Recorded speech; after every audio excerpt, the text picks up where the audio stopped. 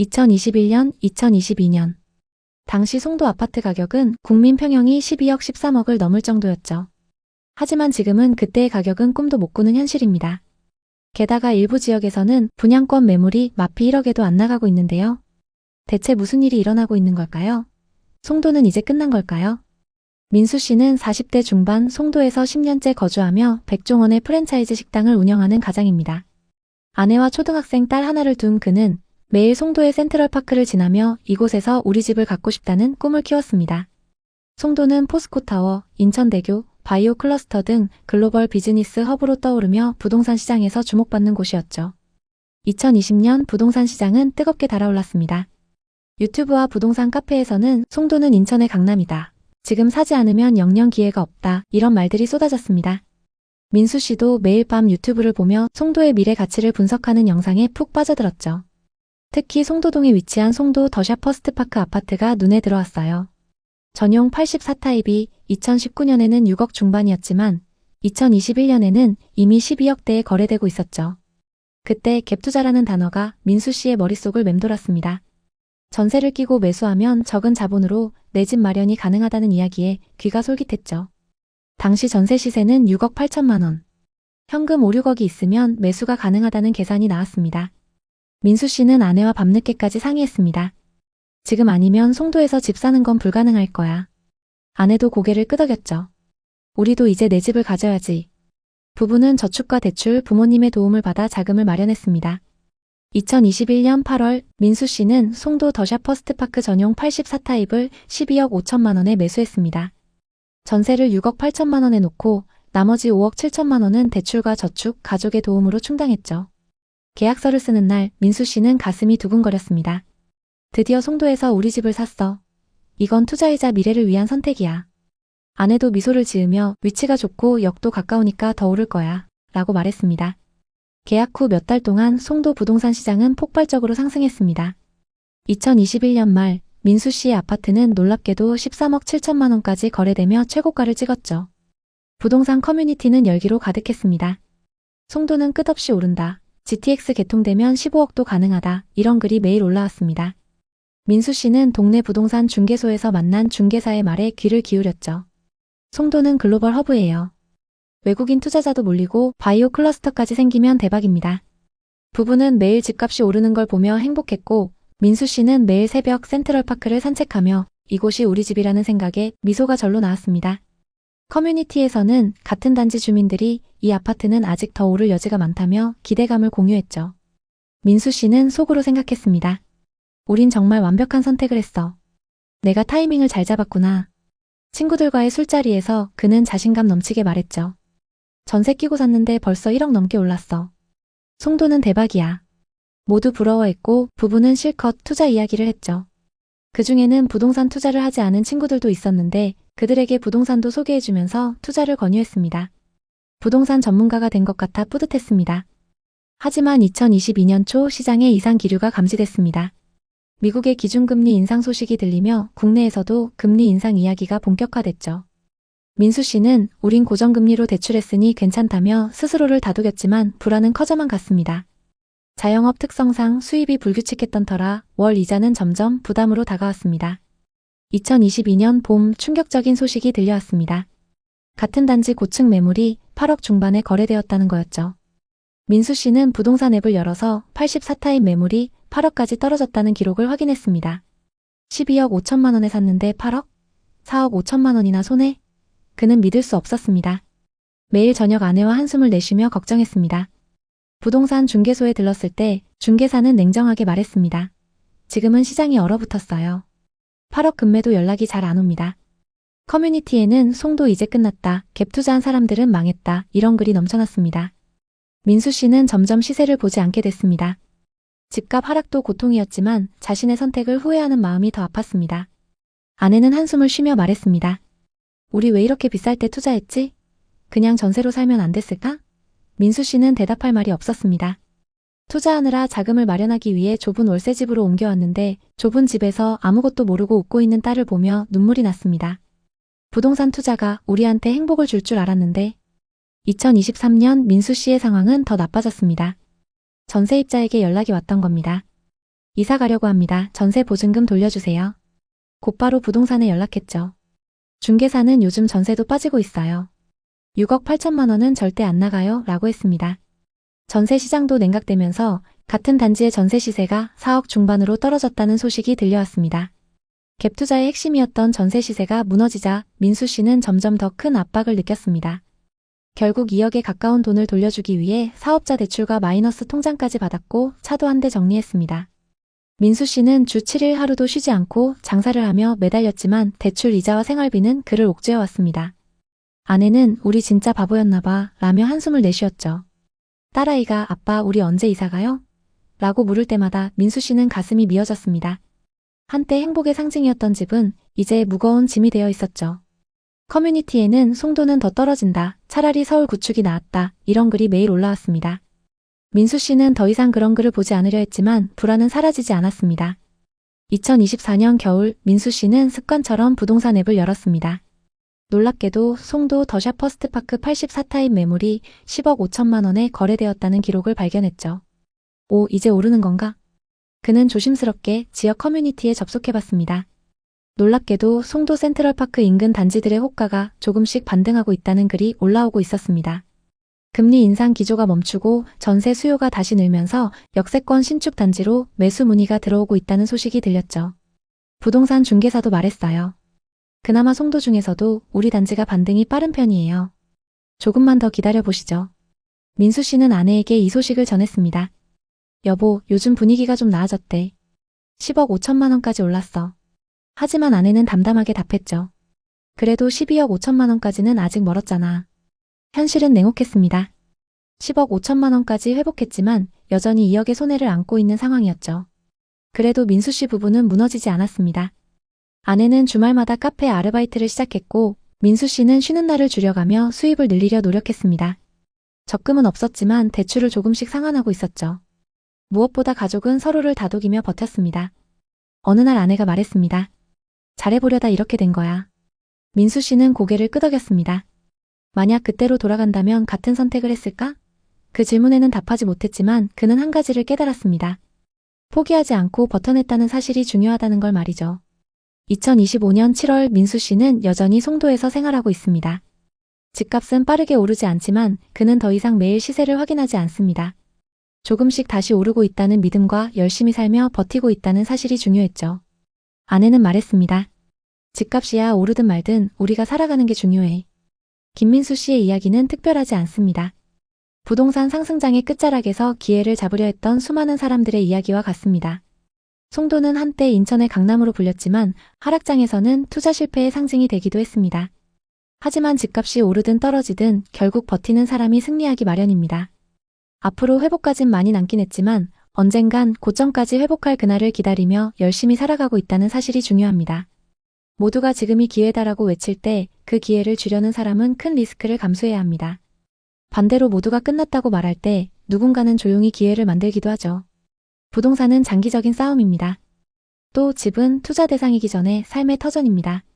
송도는 탄탄한 실수요가 있다고 강조하시는 분들도 있습니다.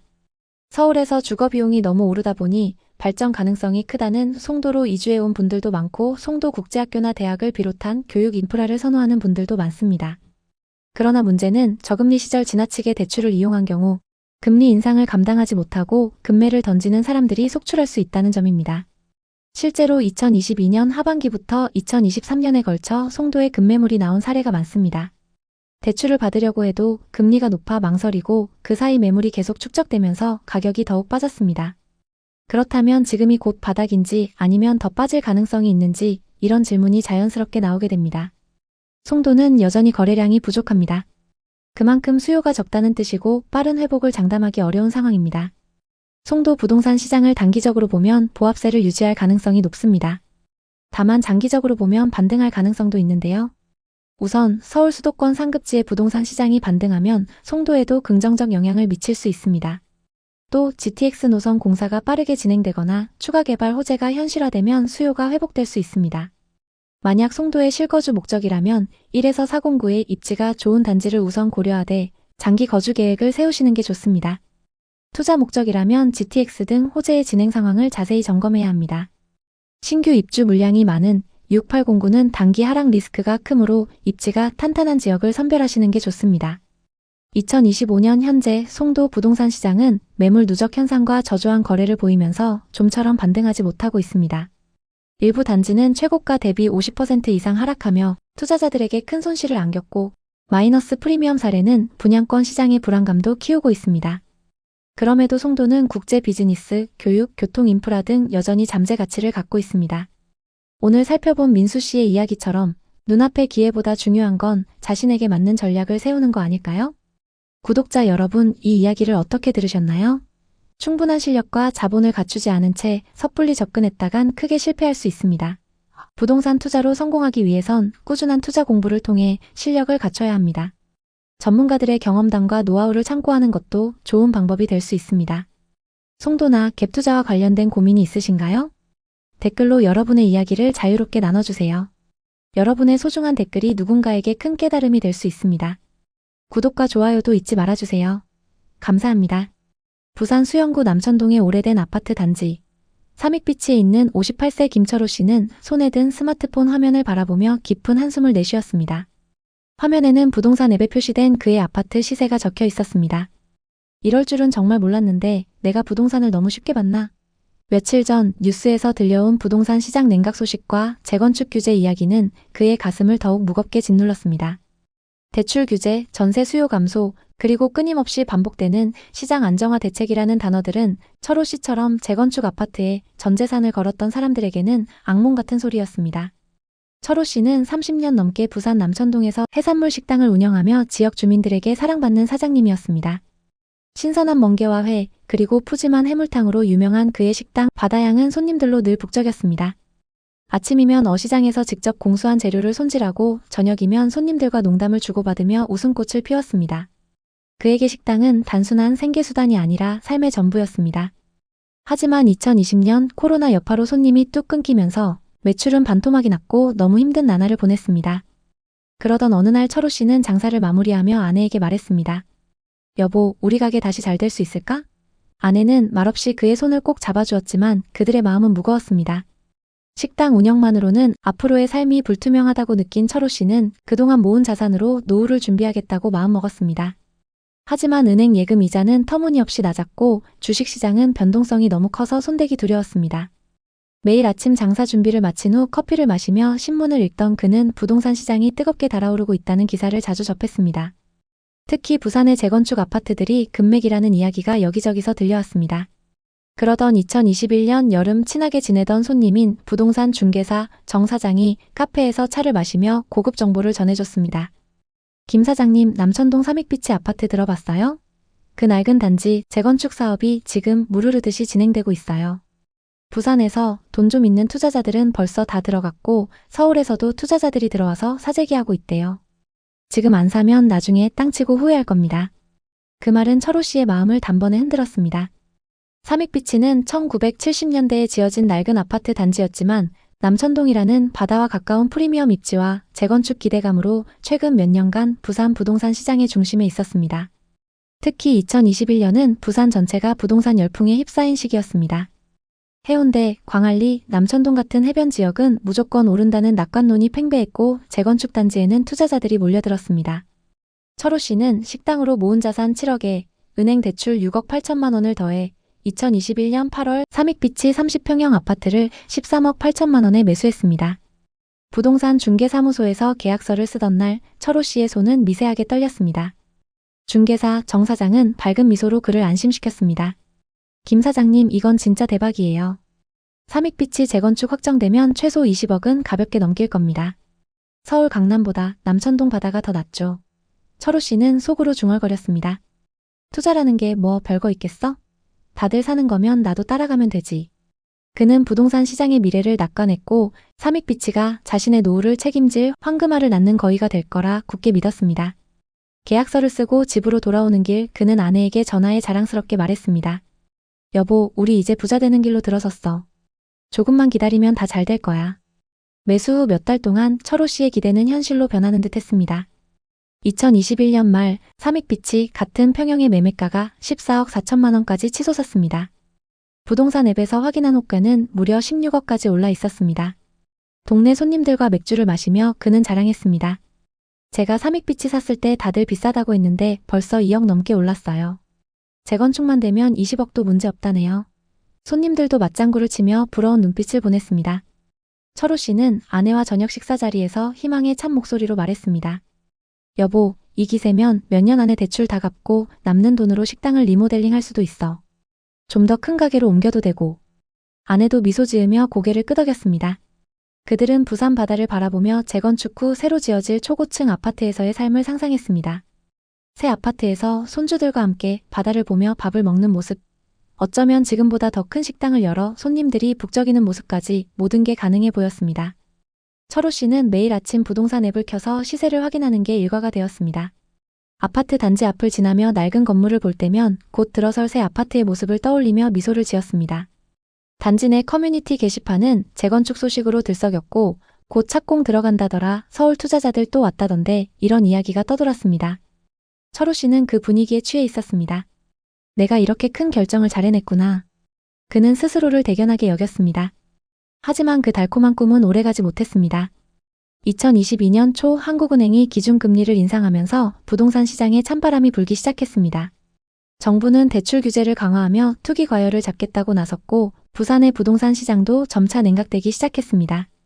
처음엔 큰 걱정을 하지 않았습니다. 재건축 단지인데 설마 빠지겠어? 남천동은 바다도 있고 입지가 최고잖아. 철호 씨는 자신을 다독이며 시장이 곧 회복될 거라 믿었습니다. 그는 친구들과의 술자리에서 여전히 낙관적인 목소리로 말했습니다. 지금 좀 흔들려도 재건축 확정되면 다 올라갈 거야. 삼익빛이 같은 단지는 절대 안 떨어져. 그러나 2022년 하반기로 접어들면서 상황은 점점 심각해졌습니다. 수요가 급격히 줄어들면서 집주인들이 매물을 싸게 내놓기 시작했습니다. 삼익빛이 단지 내에서도 급매물이 하나둘 등장했고 매매가는 서서히 하락했습니다. 철호 씨는 부동산 앱을 켤 때마다 가슴이 조마조마했습니다. 설마 우리 아파트도 떨어지겠어? 그는 애써 부정했지만 불안은 점점 커져만 갔습니다. 2023년 3월 철호 씨는 거래 내역을 보고 눈을 의심했습니다. 삼익빛이 같은 평형의 매물이 8억 8천만 원에 거래됐습니다. 불과 1년 반 만에 5억 원이 넘게 하락한 겁니다. 이게 도대체 무슨 일이야? 그는 급히 부동산 중개사무소에 전화했습니다. 중개사 정 사장은 한숨 섞인 목소리로 답했습니다. 김 사장님, 요즘 분위기가 너무 안 좋아요. 집주인들이 계속 매물을 내놓아서 가격이 쭉쭉 내려가는 거예요. 재건축은 아직 몇 년 더 남았고 금리도 계속 오르니까 솔직히 지금은 버티는 수밖에 없어요. 철호 씨는 그날 밤 잠을 이루지 못했습니다. 거실 창문 너머로 보이는 삼익빛의 낡은 건물들은 더 이상 꿈의 상징이 아니었습니다. 녹슨 철근과 균열된 벽은 그의 불안을 그대로 투영하는 듯 했습니다. 단지 커뮤니티 게시판에는 금매 8억 5천만 원 나왔다, 이제 끝났다, 이런 글이 도배되고 있었습니다. 철호 씨는 아내에게 차마 이 사실을 말하지 못했습니다. 대신 혼자 거실 소파에 앉아 멍하니 천장을 바라봤습니다. 내가 뭐 잘못한 거지? 다들 좋다고 했는데. 며칠 후 그는 부동산 중개사무소를 직접 찾아갔습니다. 문을 열고 들어서자 정 사장이 익숙한 미소로 맞이했습니다. 김 사장님, 요즘 좀 힘드시죠? 그래도 삼익빛이는 입지가 워낙 좋아서 언젠가는 오를 겁니다. 철호 씨는 떨리는 목소리로 물었습니다. 지금 팔면 얼마에 나갈까요? 정 사장은 잠시 망설이다 대답했습니다. 지금 분위기면 8억 8천만 원 정도요. 금매로 내놓으면 8억 5천만 원에도 거래될 수 있어요. 그 말을 듣는 순간 철호 씨의 머릿속은 하얗게 변했습니다. 13억 8천만 원에 샀던 아파트가 5억이나 하락했다는 사실이 믿기지 않았습니다. 그는 아무 말 없이 중개사무소를 나왔습니다. 집으로 돌아오는 길 남천동 바다의 파도 소리가 유난히 쓸쓸하게 들렸습니다. 2024년 6월 상황은 더 악화되었습니다. 전국적으로 부동산 시장이 조금씩 회복 조짐을 보였지만 부산의 재건축 단지들은 여전히 침체의 늪에서 벗어나지 못했습니다. 삼익빛의 매매가는 8억 2,300만 원까지 떨어졌습니다. 철호 씨가 13억 8천만 원에 샀던 아파트가 3년도 안 되어 5억 5,700만 원이나 하락한 겁니다. 그는 부동산 앱을 켤 때마다 심장이 내려앉는 기분이었습니다. 커뮤니티 게시판에는 금매도 안 나간다, 재건축까지 버틸 돈 있는 사람만 살아남는다, 이런 글이 올라왔고 댓글에는 좌절과 분노가 가득했습니다. 매달 빠져나가는 대출 이자는 점점 더 무거운 짐이 되었습니다. 식당 매출로는 6억 8천만 원 대출의 이자를 감당하기 벅찼습니다. 은행에서 온 이자 납부 안내 문자를 볼 때마다 그는 숨이 막히는 듯 했습니다. 재건축만 시작되면 분명 오를 거야. 지금 팔면 손해가 너무 커. 내가 평생 모은 돈인데. 하지만 그의 목소리에는 자신감보다 두려움이 더 크게 묻어났습니다. 아내는 더 이상 아무 말도 하지 않았지만 그녀의 눈빛에는 걱정이 가득했습니다.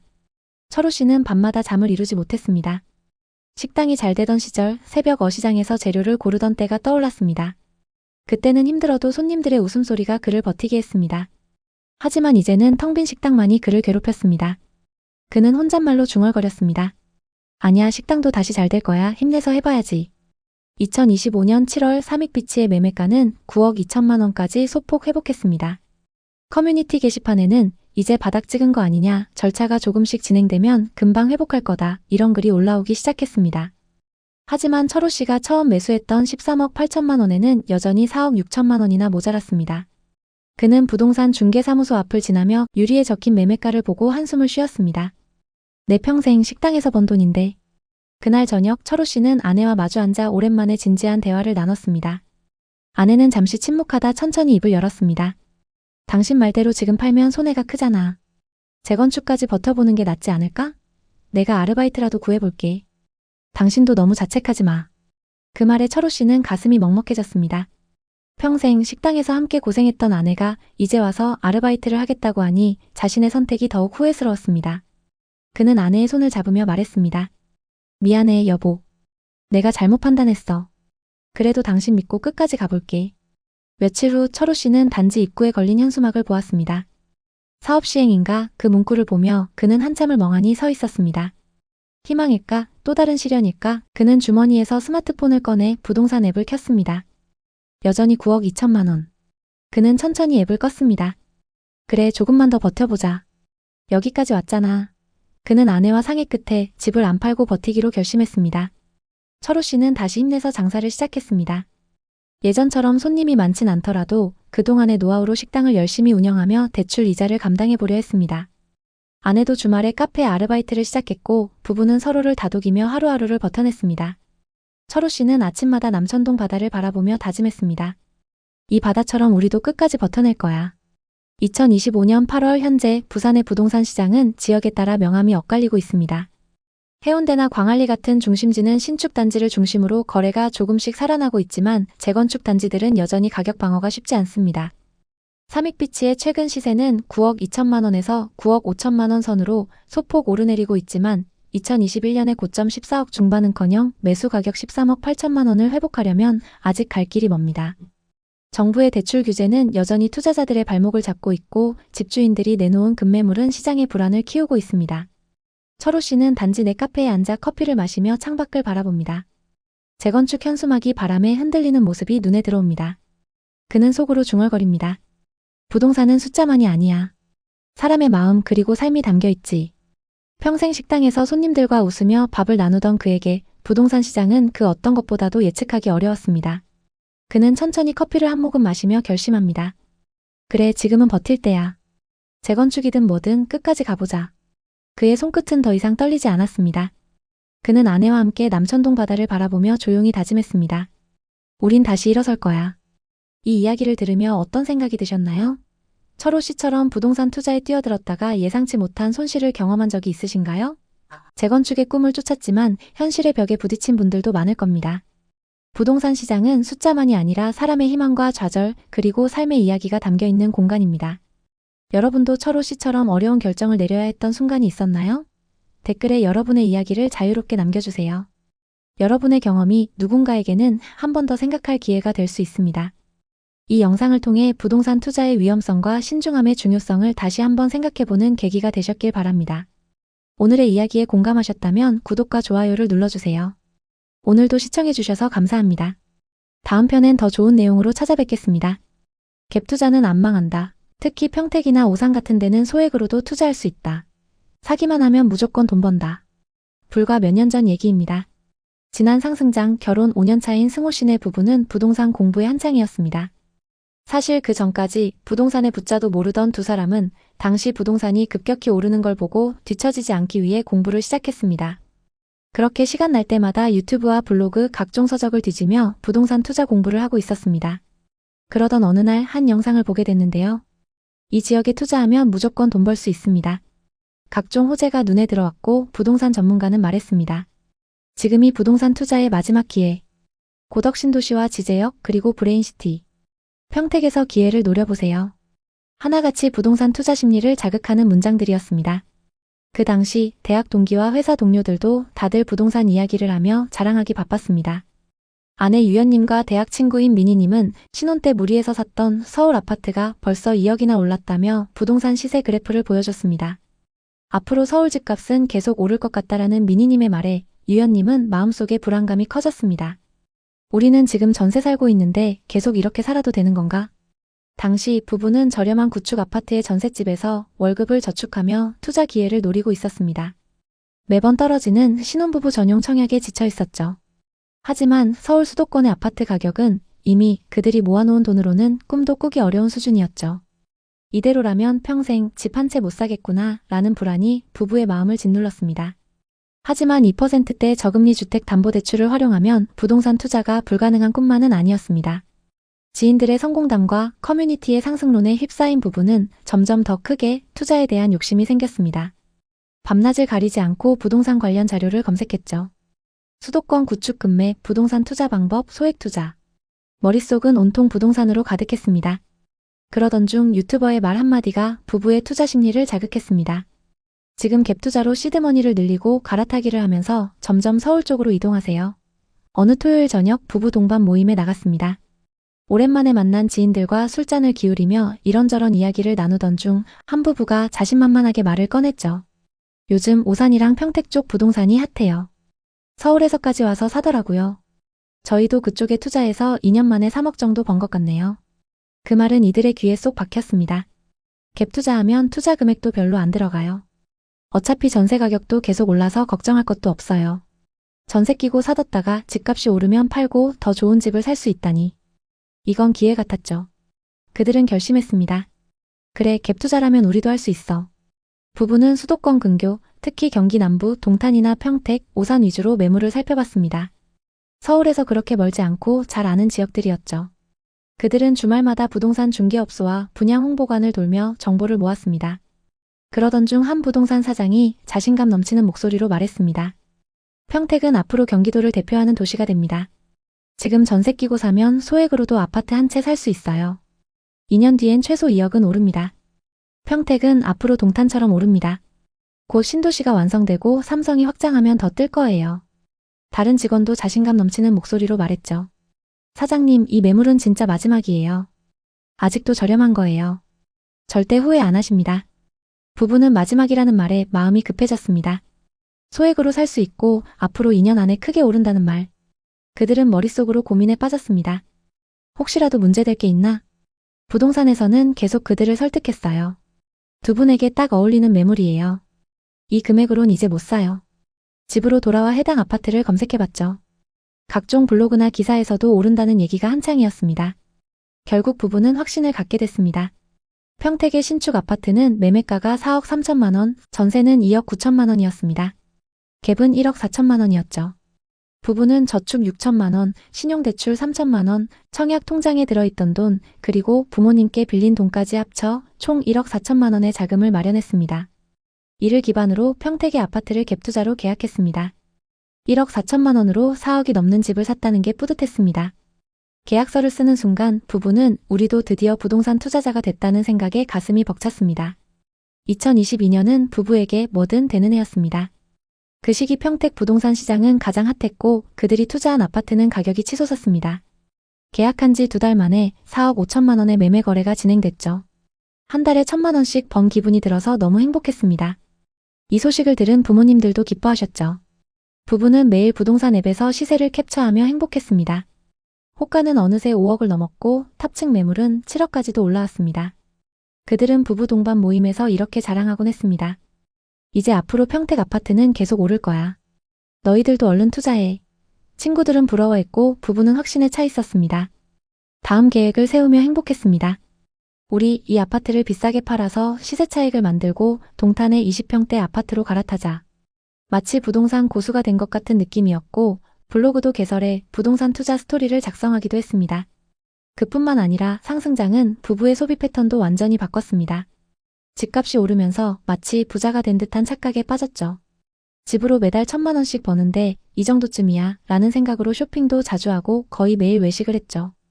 아직 시세 차익을 본 것도 아니었는데 올라가는 숫자만 보고 부부는 이미 돈을 번 것처럼 행동했던 거죠. 매달 늘어가는 카드값을 볼 때마다 조금씩 불안했지만 어차피 집값이 오르면 다 해결될 거기 때문에 큰 문제 없을 거라 생각했습니다. 주말마다 스크린 골프와 명품 쇼핑을 즐기며 성공한 투자자라고 느꼈습니다. 하지만 이 모든 소비는 그들의 재정 상황을 점점 더 악화시키고 있었습니다. 불과 몇 달 만에 금리 인상으로 전세와 매매 금액이 동반 하락하기 시작했습니다. 전세 대신 월세가 늘어났고 그에 따라 부부가 계약한 아파트의 전세 시세도 급락했습니다. 전세입자가 전세금 5천만 원을 낮춰달라고 요구했죠. 마이너스 통장 대출에 고금리 대출로 5천만 원을 겨우 구해 전세 재계약을 진행했습니다. 더 나쁜 소식은 4억 3천만 원에 계약했던 아파트의 시세가 2억 9천만 원까지 하락했다는 겁니다. 이자 폭탄을 맞으면서 순식간에 1억 5천만 원을 날려버린 셈이었죠. 2025년 5월 동일 타입의 거래 금액은 2억 8천만 원이었습니다. 부부는 아직도 1억 5천만 원 손해 중입니다. 결국 갭투자로 시세 차익을 보려던 계획은 완전히 틀어졌고 언제 본전까지 회복할지도 알 수 없는 상황입니다. 평택과 인접해 있는 오산의 상황도 비슷합니다. 역 주변 단지들도 하락세를 면치 못하고 있는데요. 먼저 평택과 오산에서 상승률이 가장 높았던 아파트들의 시세 변화를 구체적으로 살펴보겠습니다. 오산대역 인근의 대표 단지인 오산대역 세교자이 84타입은 2021년 최고가 7억 3,500만 원에 거래되었지만 2025년 4월 기준 약 5억 5,700만 원으로 떨어졌습니다. 무려 2억 원 가까이 하락한 셈입니다. 이 단지는 2018년에 준공된 역세권 신축 아파트임에도 불구하고 고점 대비 큰 조정이 이루어졌습니다. 이는 세교 신도시 내 공급 과잉과 인프라 부족이 주요 원인으로 분석됩니다. 평택 고덕 신도시의 사례도 살펴보겠습니다.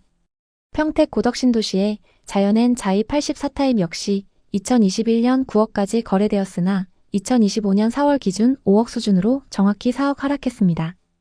고덕국제 신도시는 삼성전자 반도체 공장과 협력사들의 입주로 초기 관심을 끌었지만 엄청난 수의 신축 아파트 공급이 이루어지며 매물이 계속적으로 쌓이고 있습니다. 이로 인해 추가 하락 가능성이 제기되고 있는 상황입니다.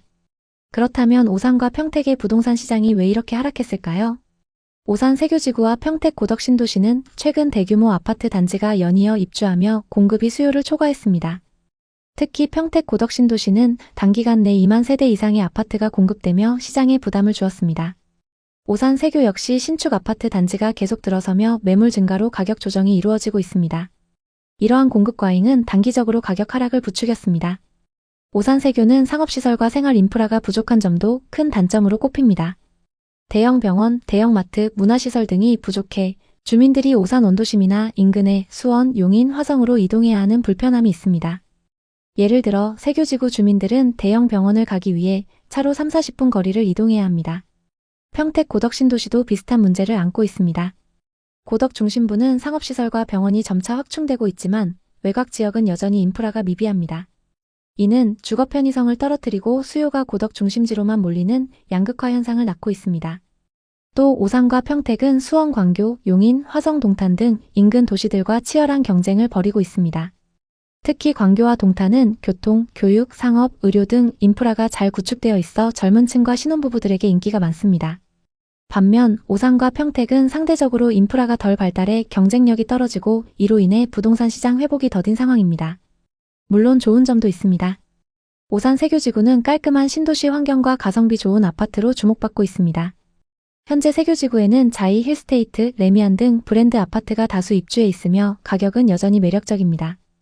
예를 들어 세교지구의 국민평형 아파트는 현재 4억에서 5억대의 매물로 나오고 있습니다.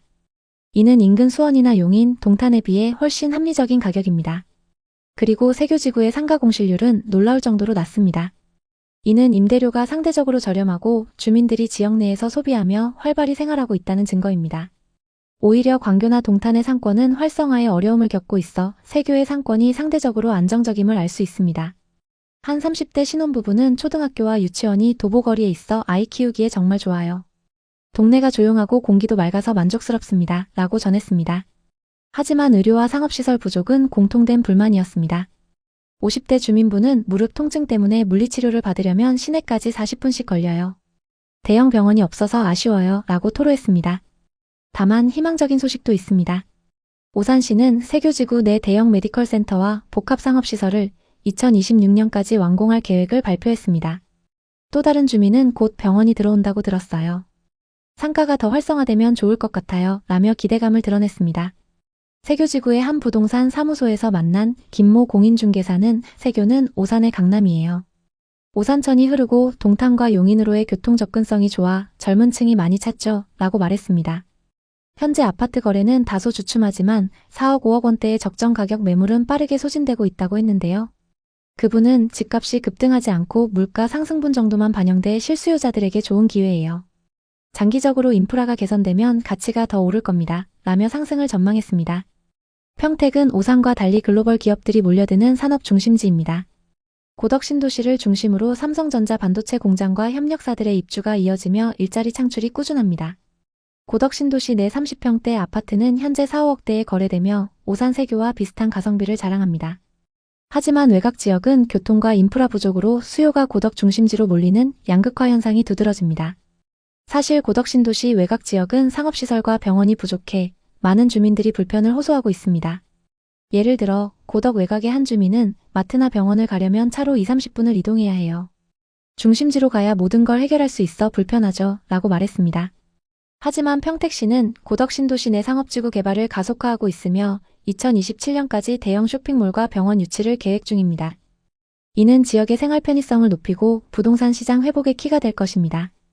평택의 가장 큰 강점은 반도체 산업의 성장입니다.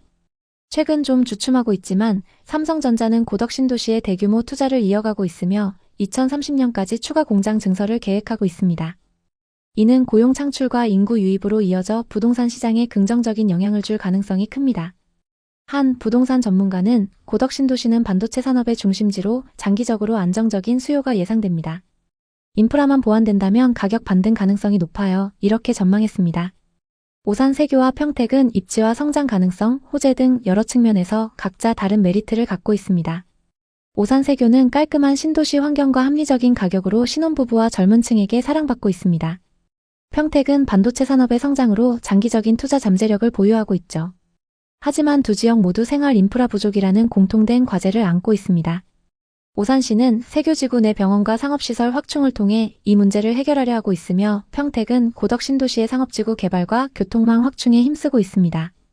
예를 들어 오산시는 2026년까지 세교지구에 대형 메디컬 센터와 복합 쇼핑몰을 완공할 계획이며 평택시는 고덕 신도시와 평택 원도심을 연결하는 트램 도입을 검토 중입니다.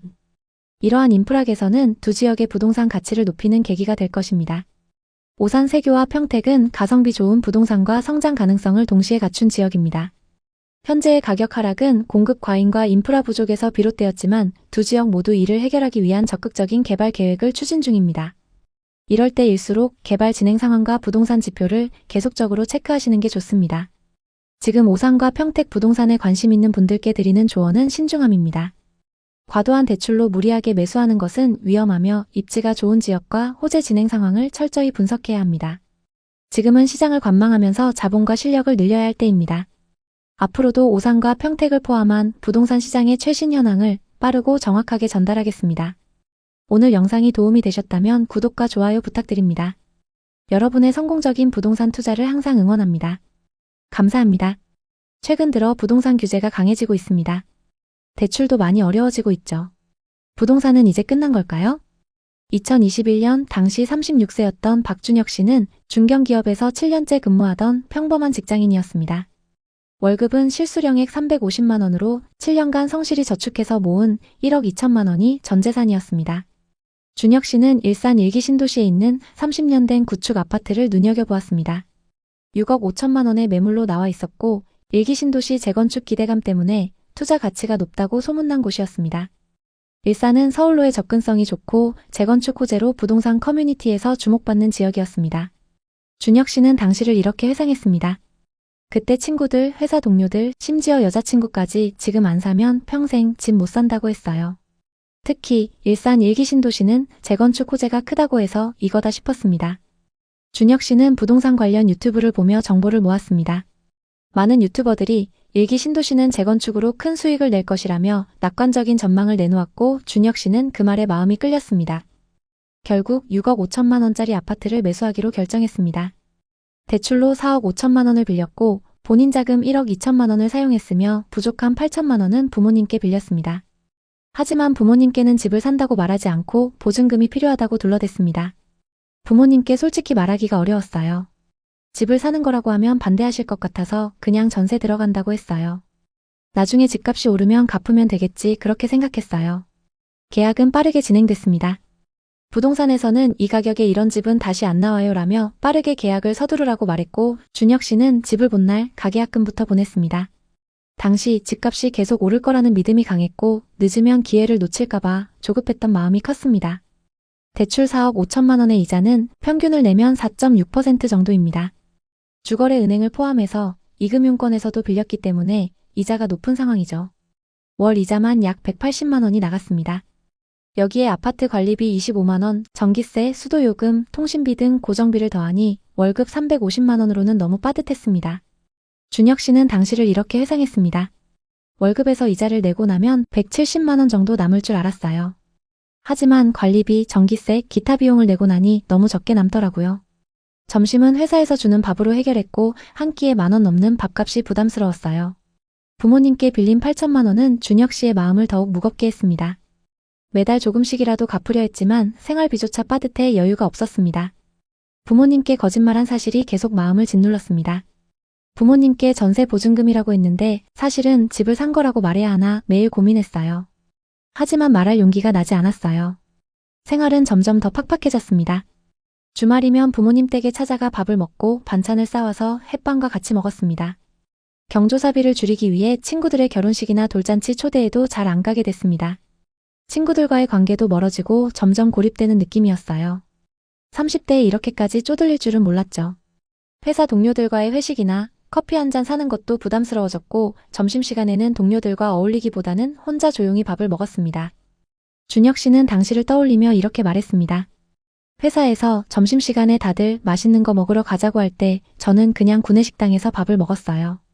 그렇게 악착같이 버텼지만 시장은 준혁 씨를 도와주지 않았습니다. 어느 순간 아파트 가격이 하락세를 보였습니다. 준혁 씨가 6억 5천만 원에 샀던 일산 일기 신도시 아파트는 1년 만에 4억 8천만 원까지 떨어졌습니다. 무려 1억 7천만 원의 손실이었습니다. 준혁 씨는 그때의 심정을 이렇게 전했습니다. 처음엔 믿기지 않았어요. 재건축 기대감이 있다던 아파트가 이렇게까지 떨어질 줄은 몰랐어요. 뉴스에서 부동산 하락 얘기가 나오는데 내 집이 이렇게 될 줄은 상상도 못했죠. 특히 재건축에 대한 기대가 무너진 것이 큰 충격이었습니다. 상승장일 땐 일산은 재건축 가능성이 높다고 했지만 시간이 흘러도 구체적인 계획이 발표되지 않았습니다. 오히려 재건축 요건이 강화되고 사업성이 낮다는 부동산 전문가들의 분석이 나오면서 투자자들의 기대는 산산조각 났습니다. 준혁 씨는 이렇게 말했습니다. 부동산 모임에서 만난 지인들이 있는데 그중 한 명은 결국 경매로 집이 넘어갔어요. 저는 버티고 있었지만 매일 불안했어요. 금리가 더 오르면 어쩌나, 집값이 더 떨어지면 어쩌나, 밤에 잠이 안 올 정도였어요. 준혁 씨는 유튜브와 부동산 관련 기사를 찾아보며 희망을 붙잡으려 했습니다. 하지만 시장은 점점 더 냉혹해졌고 일산의 구축 아파트는 거래량마저 줄어들며 유동성도 떨어졌습니다. 유튜버들이 이제 바닥이다, 곧 반등한다 라고 말했지만 믿을 수가 없었어요. 매일 아파트 시세를 확인하며 가슴이 철렁했어요. 내가 왜 그때 샀을까 계속 자책했죠. 이후 상황은 더욱 악화됐습니다. 금리가 5.2%까지 오르면서 월 이자는 200만 원으로 치솟았습니다. 월급의 60% 가까이가 이자로 나가면서 준혁 씨의 삶은 완전히 바뀌었습니다. 식비를 줄이려고 회사에서 점심에 많이 먹고 저녁은 부모님 집에서 싸온 반찬들로 먹었어요. 한 번은 친구가 저녁을 사준다고 했는데 그마저도 부담스러워서 거절했어요. 연애는 꿈도 꿀 수 없는 사치였습니다. 준혁 씨는 이렇게 말했습니다. 당시 만나던 여자친구가 있었는데 데이트할 때마다 집에서 하다 보니 나중엔 싫어하더라고요. 이자를 내느라 정신없는데 데이트 비용은 생각도 못했어요. 당시 제 상황이 너무 초라해서 헤어지자고 할 수밖에 없었어요. 스트레스 때문에 건강도 나빠졌습니다. 수면 부족과 불규칙한 식사로 체중이 줄고 만성 피로에 시달렸습니다. 병원에 갈 돈도 아껴야 했기에 감기 같은 가벼운 병은 그냥 참고 넘겼습니다. 아파트 가격은 4억 5천만 원까지 떨어졌습니다. 2억 가까운 손실. 준혁 씨는 매일 시세를 확인하며 자책했습니다. 그때 주변 사람들 말만 믿고 샀던 게 후회돼요. 지금이 가장 싸다 이런 말들 다 믿었는데 결국 이렇게 됐습니다. 재건축 얘기가 계속 미뤄지니까 내가 잘못된 선택을 한 게 아닌가 싶었어요. 준혁 씨는 이렇게 물었습니다. 이 집을 계속 들고 있어야 할까요? 아니면 팔아야 할까요? 금리가 더 오르면 어쩌죠? 6억 5천만 원에 샀던 아파트는 4억 중후반 선에서 거래되고 있었습니다. 팔면 손해가 너무 컸죠. 그리고 부모님께 빌린 8천만 원까지 생각하면 재정적으로 큰 타격을 입을 상황이었습니다. 게다가 은행 대출도 갚아야 했습니다. 준혁 씨는 이렇게 말했습니다. 팔면 제 돈 1억 2천만 원이랑 부모님께 빌린 8천만 원이 날아가는 거나 마찬가지예요. 준혁 씨에게 답변을 드렸습니다. 지금 팔면 손실이 너무 큽니다. 대신 소득을 늘리는 방법을 찾아보세요. 퇴근 후 부업이나 투잡을 통해 월 50만 원이라도 추가 수입을 만들면 이자 부담을 덜 수 있을 것입니다. 그리고 회사에서 승진이나 연봉 인상을 위해 더 열심히 노력해보세요. 준혁 씨는 투잡의 어려움을 토로했습니다. 투잡을 하니까 체력적으로 너무 힘들어요. 밤늦게까지 대리운전도 해보고 주말엔 카페에서 알바도 해봤어요. 2025년 초 준혁 씨는 결국 부모님께 모든 사실을 털어놓았습니다. 전세 보증금이 아니라 집을 샀다고, 그리고 지금 큰 손실을 보고 있다고 말했습니다. 부모님은 처음엔 많이 놀라셨지만 준혁 씨의 상황을 이해하고 함께 해결책을 고민해 주셨습니다. 부모님께서 왜 진작 말하지 않았냐며 많이 속상해하셨어요. 하지만 같이 고민해 주시니까 마음이 좀 놓이더라고요. 부모님께서 8천만 원은 생각하지 말고 일단 건강부터 챙기라는 그 말씀에 눈물이 났어요. 부모님의 응원 덕분에 준혁 씨는 조금씩 희망을 찾기 시작했습니다. 퇴근 후 배달 아르바이트와 주말 카페 알바를 병행하며 월 6, 70만 원 정도의 추가 수입을 만들었습니다. 아직 이자와 생활비를 감당하기엔 부족하지만 부모님과의 소통으로 마음의 짐이 덜어졌습니다. 준혁 씨는 이렇게 말했습니다. 부모님께 말하고 나니까 한결 가벼워졌어요. 아직 힘들지만 혼자 끙끙대는 것보다는 훨씬 낫더라고요. 부모님께서도 제가 포기하지 않길 바라셨어요. 최근 일산 일기 신도시 아파트 가격은 소폭 회복세를 보이고 있지만 여전히 매수 가격인 6억 5천만 원에는 한참 못 미칩니다. 준혁 씨는 여전히 아파트를 보유하고 있으며 시장 상황을 지켜보며 부채를 줄여나가고 있습니다. 지금은 당장 팔 생각은 없어요. 손실이 너무 크니까요. 대신 부업으로 돈을 더 벌고 회사에서 인정받아서 연봉을 올리려고 노력 중입니다. 언젠가는 상황이 나아지겠죠. 준혁 씨의 이야기는 부동산 투자에서 신중함이 얼마나 중요한지를 보여줍니다. 2021년 많은 사람들이 지금이 마지막 기회라는 말에 휩쓸렸습니다. 준혁 씨도 유튜버들과 주변의 낙관적인 전망을 믿고 큰 결정을 내렸지만 시장의 냉혹한 현실을 마주해야 했습니다. 특히 대출에 의존한 투자는 금리 인상과 시장 하락으로 큰 리스크를 동반합니다. 부동산 투자는 단순히 사고 파는 것이 아니라 삶 전반에 영향을 미치는 큰 결정입니다. 투자를 고려한다면 본인의 재정 상황을 냉정히 점검하고 전문가의 조언을 구하시길 바랍니다. 유튜브나 뉴스에 치우친 정보만 믿기보다는 최악의 시나리오도 대비해야 합니다.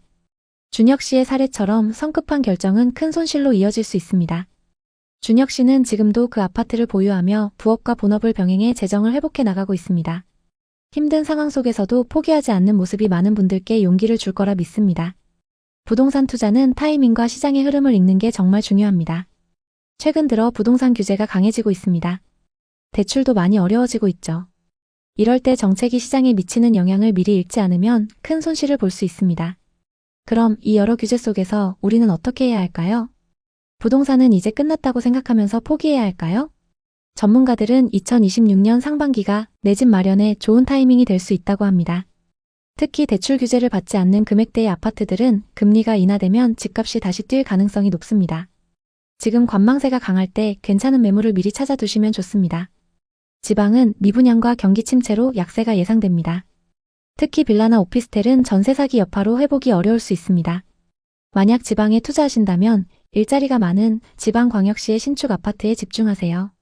전세를 계획 중이라면 대출 한도가 줄어들기 전에 미리 계약을 갱신하거나 반전세로 전환하는 것도 고려하세요. 월세 세액 공제 혜택이 강화될 가능성이 있으니 이 부분도 체크해보세요.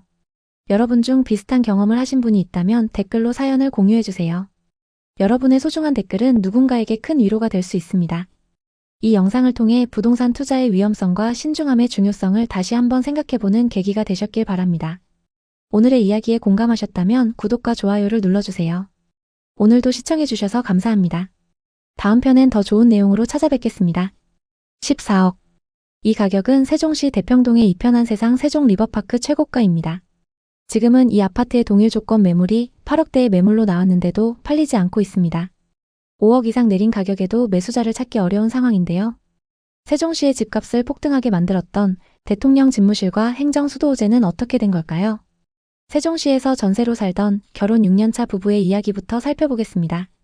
맞벌이로 각자 안정적인 월급을 받으며 차근차근 돈을 모아온 민수씨네 부부. 이 부부는 안정된 내 집을 꿈꿨습니다. 당시 세종은 그 꿈을 실현할 최적의 장소로 보였습니다. 정부 청사 이전, 국회 세종의사당 설립 추진 등 굵직한 호재로 세종의 부동산 시장은 그야말로 불타오르고 있었습니다. 당시 세종시는 전국에서 가장 뜨거운 부동산 시장이었습니다. 뉴스에서는 매일 신고가 소식이 쏟아졌고 아파트 가격이 며칠 만에 수천만 원씩 오르는 일이 다반사였죠. 부동산 커뮤니티에는 지금 안 사면 평생 세종에서 집 못 산다는 글이 도배되다시피 했습니다. 세종은 앞으로 10년은 간다며 자신만만하게 말하는 동료들의 목소리가 이 부부의 결정을 부추겼습니다. 한 선배는 저녁 식사 자리에서 열변을 토했습니다. 세종은 단순한 신도시가 아니야. 대한민국의 행정 중심이 되는 곳이야. 지금 들어가지 않으면 후회할 거야. 그의 말은 남편 민수 씨에게 강한 확신을 심어줬죠. 민수 씨와 그의 아내는 점점 내 집 마련의 꿈에 사로잡혔습니다. 세종은 신도시 인프라와 넓은 공원, 깨끗한 도심을 자랑했죠. 민수 씨는 퇴근 후에 자주 말했습니다. 여기서 아이 키우면 정말 좋을 것 같아. 우리도 이제 뿌리 내리고 싶지 않아? 그의 아내도 동의했습니다.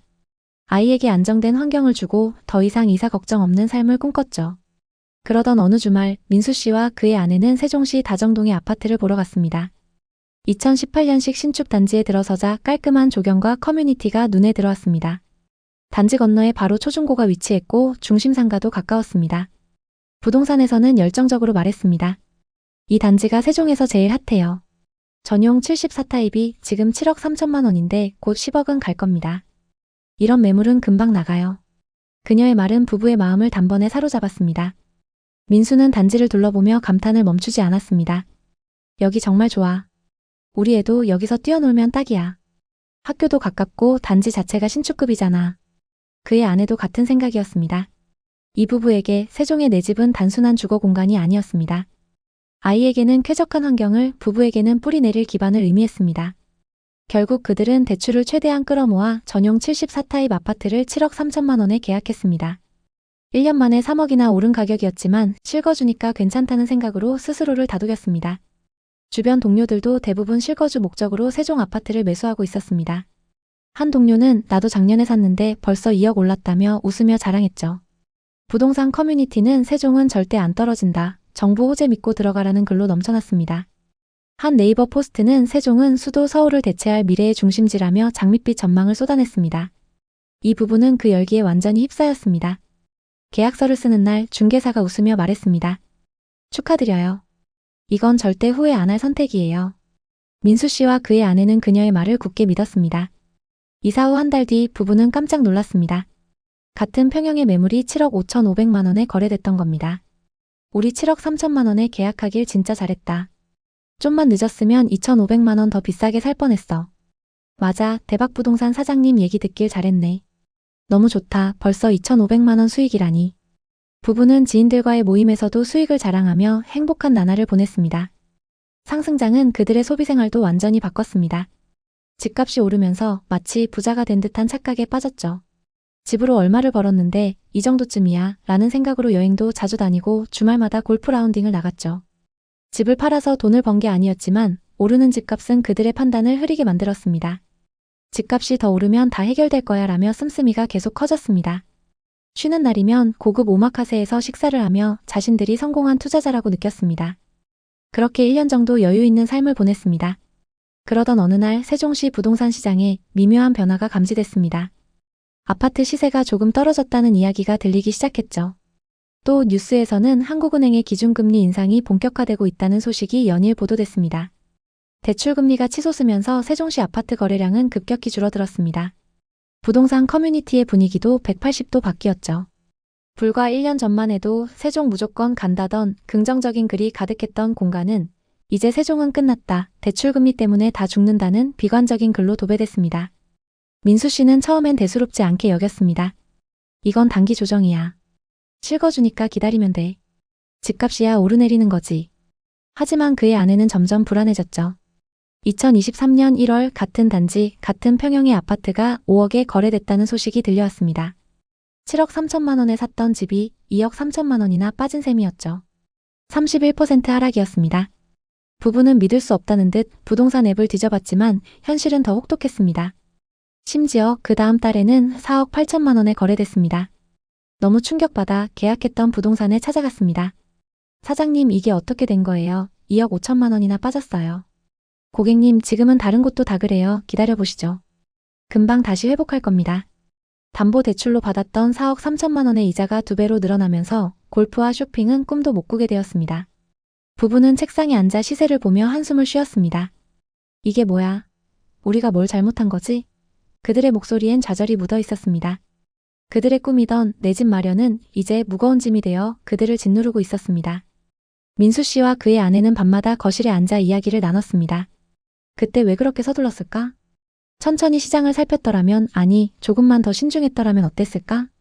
주변 지인들의 돈 벌었다는 말, 부동산에 지금이 마지막 기회라는 말, 커뮤니티의 열광적인 분위기, 그리고 실거주면 괜찮다는 자기 위안. 그 모든 게 그들을 지금 이 상황에 처하게 만들었죠. 가장 힘든 건 매달 빠져나가는 대출 이자였습니다. 세종에서의 생활은 조용하고 평화로웠지만 돈을 모을 수가 없었습니다. 그래도 안정적인 월급을 받는 공무원 부부였기 때문에 이를 악물고 버텼습니다. 최근 세종시에는 다시 호재가 돌기 시작했습니다. 대통령 집무실, 청사 이전 등의 이야기가 뉴스에 오르내렸죠. 부동산 커뮤니티에서도 세종 다시 뜨나? 라는 글이 올라오기 시작했습니다. 기대에 차서 시세를 확인했습니다. 가장 최근 19층 매물이 5억 3,500만 원에 거래됐습니다. 이 집 언젠간 다시 오르겠지? 본전인 7억 3천만 원이 되려면 언제까지 기다려야 할까?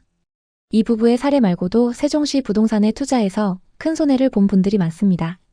대체 세종시에 무슨 일이 일어나고 있는 걸까요? 그리고 행정수도 이전, 대통령 집무실 등 호재는 앞으로 어떻게 되는 걸까요? 세종시는 저금리 시절 행정수도 이전과 신도시 개발 호재로 폭등을 경험했지만 2025년 현재 극심한 하락세로 투자자들을 혼란에 빠뜨리고 있습니다.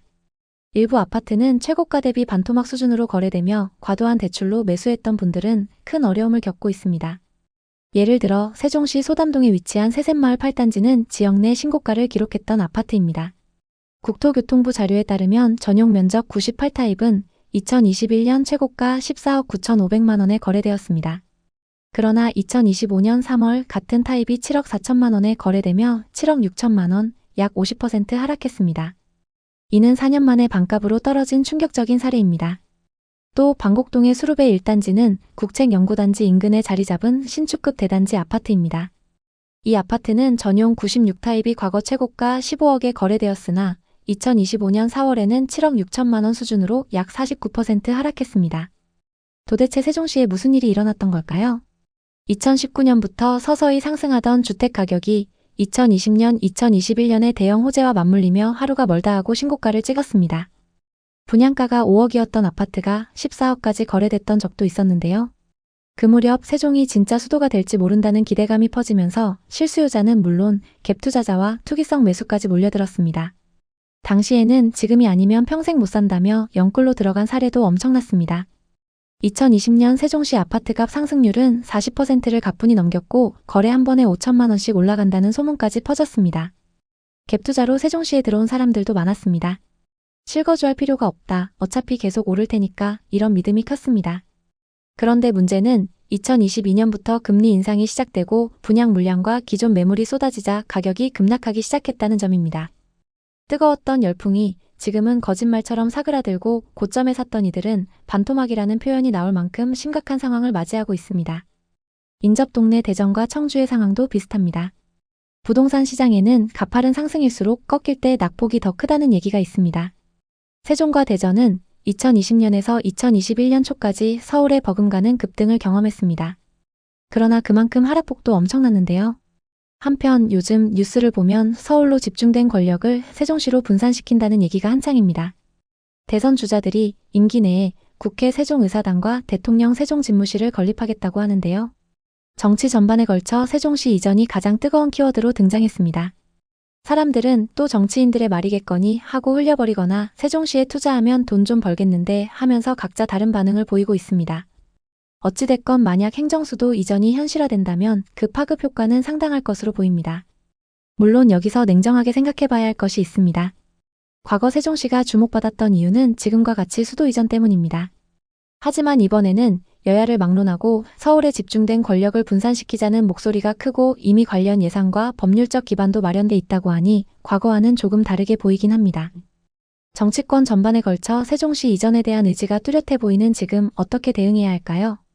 이렇게 큰 이슈가 나올 때면 기대감에 먼저 움직이는 사람들이 있기 마련입니다. 반면 아직 거품이 다 거치지 않았기 때문에 더 지켜봐야 한다는 사람들도 있죠. 정말로 실현될지는 누구도 장담할 수 없습니다.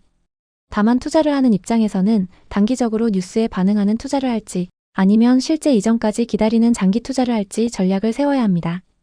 이럴 때일수록 시세 변화를 잘 살펴봐야 하는데요. 지금부터 실제 거래 사례를 하나씩 살펴보겠습니다. 최근 세종시에서 가장 많이 하락한 아파트는 더샵 힐스테이트입니다. 이 아파트 98타입은 21년 14억 3천만 원까지 거래됐습니다.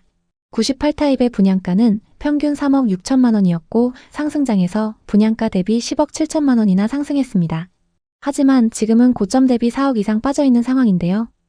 또 다른 아파트를 살펴보겠습니다. 16억 3천만 원까지 거래됐던 세종의 아파트입니다. 세종시 보람동에 위치한 중흥 S클래스 리버뷰 2차입니다.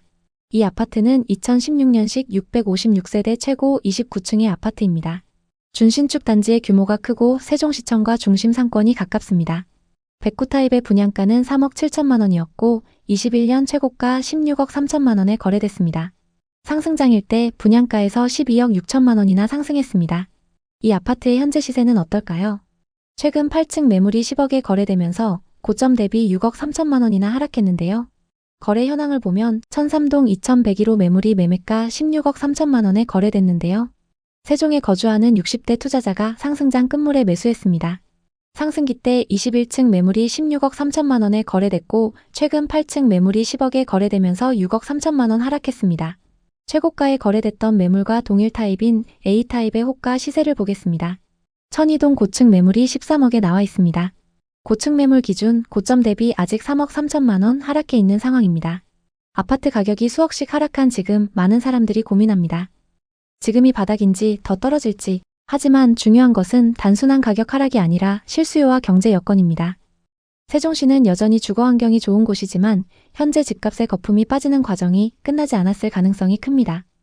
정치권에서 어떤 발언이 나오느냐에 따라 집값이 다시 크게 출렁일 수 있는 시장인 것도 위험 요소가 될 수 있는데요. 투기적인 움직임은 정상적인 부동산 시장에 좋지 않은 영향을 끼칠 수 있습니다. 주택은 주식이 아닙니다. 가격이 이렇게 급등과 급락을 반복한다면 누가 주택을 신뢰하고 살 수 있을까요? 또 세종시의 낙찰가율도 심상치 않습니다. 평당 1,450만 원에 감정된 시청 인근의 상가주택이 현재 700만 원 수준까지 떨어졌음에도 2번 유찰 후 세 번째 경매 진행 중입니다. 심지어 1년 전 11억 하던 땅은 현재 4억대로 내려왔는데도 낙찰이 되지 않는 상황입니다. 집값이 떨어지면 지역 경기에도 타격이 엄청납니다. 고점에 대출을 잔뜩 받아서 투자했던 사람들이 이자 부담으로 소비를 크게 줄이기 때문입니다. 또 그 영향으로 상권이 위축되고 결국 고용과 서비스 산업에도 악영향을 끼치게 되죠. 지금 서울이나 수도권, 부산 등 큰 도시도 이런 침체를 겪고 있고 세종은 경제 기반이 약해서 타격을 더 크게 받을 수 있습니다. 실제로 세종에는 공무원 빼고 일자리가 마땅치 않다는 이야기가 끊이지 않는 게 현실입니다. 지방에서 가장 비싼 시세를 형성했던 시기도 있었던 만큼 지금 바닥 찍은 거 아니냐는 기대는 여전히 살아 있습니다. 하지만 부동산 침체가 길어질 수 있고 금리도 당분간은 유지될 것으로 보이기 때문에 세종시 부동산 역시 아직은 어렵다는 분석이 지배적입니다. 게다가 차기 정부가 언제든 행정수도 이전을 진행할 수는 있지만 실현될 때까지는 시간이 걸릴 테니 지금 당장 급격한 상승은 힘들 것입니다. 세종시를 둘러보면 깔끔하게 정비된 도로와 공공청사 그리고 주거 인프라가 인상적입니다. 거리 자체는 쾌적하지만 상권이 한산한 곳이 많고 지역 경기가 활발하다는 느낌을 주지는 않습니다. 여러 장점은 있지만 정작 인구 유입이나 일자리 창출이 따라오지 못하면 집값은 가파르게 오르기 어렵다는 걸 인지해 두셨으면 좋겠습니다. 세종시의 미래 가치는 여전히 유효합니다. 다만 상승폭이 컸던 만큼 단기간에 급격한 상승을 기대하기는 어려운 건 사실입니다. 투기 세력이 떠나면서 시작된 하락세가 한동안 계속될 가능성이 크다는 점과 정치적 이슈에 너무 기대는 건 위험하다는 사실을 기억해 두셔야 합니다. 세종에 내려가 실제 거주할 계획이 있고 재정적으로도 무리하지 않게 감당할 수 있다면 노려볼만 하겠지만 단기 시세 차익을 기대하는 투자는 위험할 수 있습니다. 세종시 부동산에 관심 있는 분들에게 도움이 됐으면 좋겠네요. 오늘도 영상 봐주셔서 감사합니다. 항상 여러분의 성공적인 투자를 응원하겠습니다. 오늘 영상이 도움되셨다면 구독, 좋아요 부탁드립니다. 감사합니다. 최근 정부가 부동산 가격을 잡기 위해 대출 규제를 하고 있습니다. 사고 싶어도 마음대로 살 수 없게 만들고 있는데요. 부동산으로 돈 버는 시대는 이제 끝난 걸까요?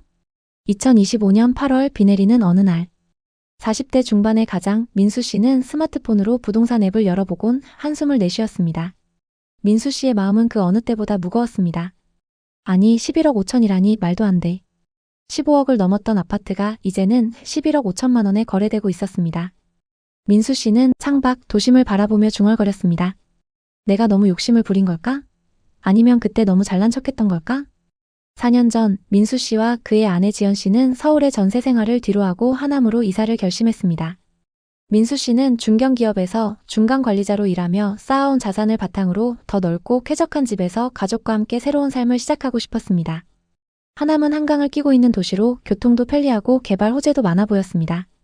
여보, 여기 정말 괜찮아 보여. 서울 접근성도 좋고 한강도 가까워 당연히 오를 거야. 민수 씨는 아내 지연 씨에게 자신감 넘치는 목소리로 말했습니다. 지연 씨는 약간 망설였지만 민수 씨의 열정에 설득당했습니다. 그래, 당신 말대로라면 정말 기회일지도. 아이들 학교도 가깝고 생활 편의시설도 많으니까. 민수 씨는 부동산 중개소를 찾아다니며 하남의 아파트를 꼼꼼히 알아봤습니다. 그러던 어느 날 지인에게서 전화가 왔습니다. 민수야, 미사신도시 지금 완전 핫해. 작년에 10억 하던 아파트가 지금 13억 넘었대. 게다가 개발 호재도 많아서 더 오를 거야. 민수 씨는 그 말을 듣고 가슴이 뛰었습니다.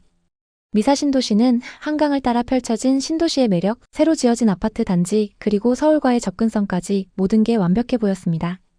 이건 기회야. 지금 안 사면 후회할 거야.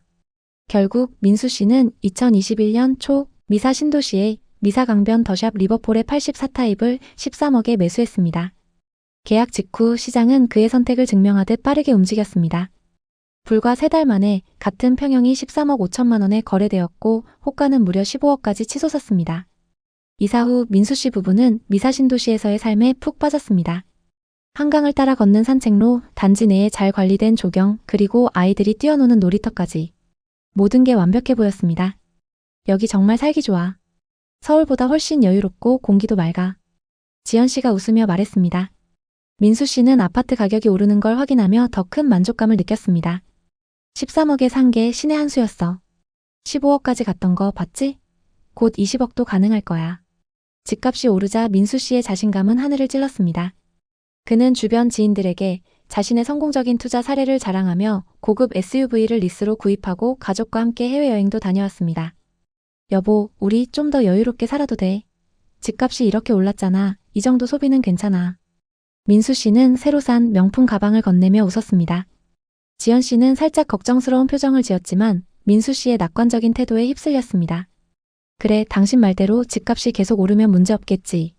그들은 주말마다 미사신도시의 실내 테니스장에서 테니스를 즐겼고 아이를 고급 영어학원에 등록해줬습니다. 민수 씨는 이렇게 생각했습니다. 이 아파트가 우리를 더 부자로 만들어줄 거야. 지금 좀 써도 나중에 다 메꿀 수 있어. 하지만 2022년 중반 이후 부동산 시장에 먹구름이 들이오기 시작했습니다. 금리 인상과 경제 불확실성으로 시장이 급격히 냉각되면서 미사신도시의 아파트 가격도 흔들리기 시작했습니다. 민수 씨는 처음엔 대수롭지 않게 생각했습니다. 조정기야. 신도시에다가 인근에 한강까지 있는데 금방 회복할 거야. 그러나 2023년 중순 민수 씨는 부동산 앱을 열고 눈을 의심했습니다. 같은 평형의 매물이 9억대까지 떨어진 겁니다. 불과 1년 반 만에 4억 가까이 하락한 가격. 민수 씨는 뒷목이 뻐근해졌습니다. 이게 말이 돼? 신도시에 한강까지 가까운데. 그는 하루에도 몇 번씩 부동산 앱을 들여다보며 매물을 확인했습니다. 커뮤니티에는 미사신도시 이제 끝났다. 금매 나와도 안 팔린다. 이런 글들이 올라왔고 민수 씨의 불안은 점점 커져만 갔습니다. 더 큰 문제는 과소비의 후유증이었습니다. SUV 리스비와 해외여행 할부금, 게다가 대출 이자가 매달 빠져나가며 가게는 점점 옥죄어 왔습니다. 민수 씨는 자만했던 지난날을 떠올리며 후회했습니다. 그때 좀 더 신중했어야 했는데 왜 그렇게 돈을 쉽게 썼을까? 지연 씨는 민수 씨의 변화를 눈치챘습니다. 예전처럼 아이들과 웃으며 시간을 보내거나 한강변을 산책하던 모습은 사라지고 스마트폰만 들여다보는 남편의 모습만 남았습니다. 여보, 왜 이렇게 예민해졌어? 우리가 여기 투자하려고 온 거 아니잖아. 살기 좋으려고 온 거지. 민수 씨는 한숨을 쉬며 대답했습니다. 당신은 몰라. 이 집은 우리 자산의 전부야. 퇴직금에 대출까지 끌어다가 산 거라고. 게다가 우리가 쓴 돈들 다 집값이 오를 거란 믿음 때문이었잖아. 민수 씨는 속으로 후회했습니다. 왜 하필 그때 샀을까? 왜 비싼 시세를 보고도 망설이지 않았을까?